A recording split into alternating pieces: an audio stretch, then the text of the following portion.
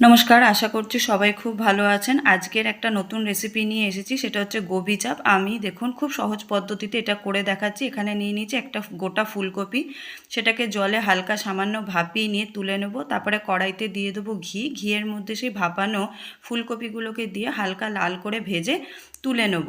হালকা লাল করে অবশ্যই ভেজে নেবেন, তাহলে গন্ধটাও ভালো ছাড়বে। যেহেতু ঘিয়ে ভাজছি, আরও সুন্দর গন্ধ ছাড়বে।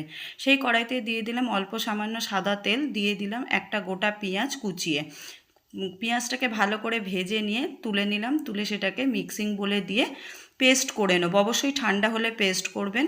তারপরে কড়াইতে দিয়ে দিলাম সাদা তেল, দিয়ে তার মধ্যে দিলাম গোটা জিরা আর কিছু ফোড়ন, শুকনো লঙ্কা, গরম মশলা, তেজপাতা আর ভেজে রাখা পেস্ট করে রাখা পেঁয়াজের বাটাটা, সেটাকে দিয়ে অল্প সামান্য কষিয়ে নেব। কষাতে কষাতে তার মধ্যে কিছু স্পাইসেস অ্যাড করলাম, লঙ্কা গুঁড়ো, জিরে গুঁড়ো, ধনে গুঁড়ো দিয়ে সেটাকেও ভালো করে মিক্সড করে নেব। অল্প সামান্য নাড়াচাড়া করব, করে নিয়ে তার মধ্যে আরও কিছু মশলা আছে সেগুলো আমরা অ্যাড করব আস্তে আস্তে। দিয়ে দিলাম আদা রসুনের পেস্ট, দিয়ে দিলাম পরিমাণ মতো নুন, দিয়ে আবার ভালো করে নাড়াচাড়া করে তার মধ্যে দিয়ে দেবো অল্প সামান্য একটু জল। আর দেখুন এখানে নিয়ে নিচ্ছি একটুখানি কাজু বাদাম, একটুখানি টক দই, দিয়ে এটাকেও ভালো করে পেস্ট করে নেব। ভালো করে পেস্ট করা হয়ে গেলে এটাকেও আমি কড়াইয়ের মধ্যে যে মশলাটা কষছি তার মধ্যে দিয়ে দেবো, দিয়ে এটাকেও ভালো করে নাড়াচাড়া করে কষিয়ে নেব।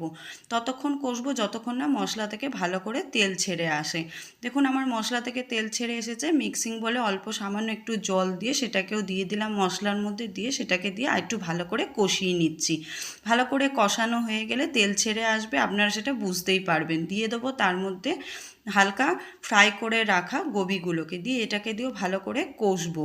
ভালো করে কষানো হয়ে গেলে তার মধ্যে দিয়ে দেবো হালকা উষ্ণ গরম জল। আমি এখানে 1 কাপ গরম জল ব্যবহার করেছি।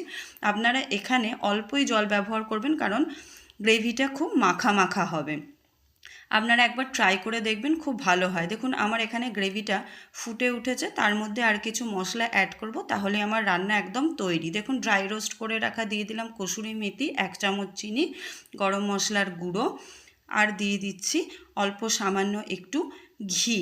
এটাকে দিয়ে ভালো করে একটু নাড়াচাড়া করে নিয়ে গ্যাসের ফ্লেমটাকে কমিয়ে দেবো, দিয়ে অল্প সামান্য 1 মিনিটের মতন ফুটিয়ে নেবো। ফোটানো হয়ে গেছে আমার এখানে। দেখুন আমার কিন্তু রান্না একদম তৈরি। এখানে দিয়ে দিচ্ছি ফ্রেশ ক্রিম 1 চামচ। আপনারা চাইলে দিতে পারেন, নাও দিতে পারেন, আমি এখানে দিয়েছি তাই আপনাদের দেখিয়ে দিলাম। আমার কিন্তু গোবি চাপ একদম তৈরি।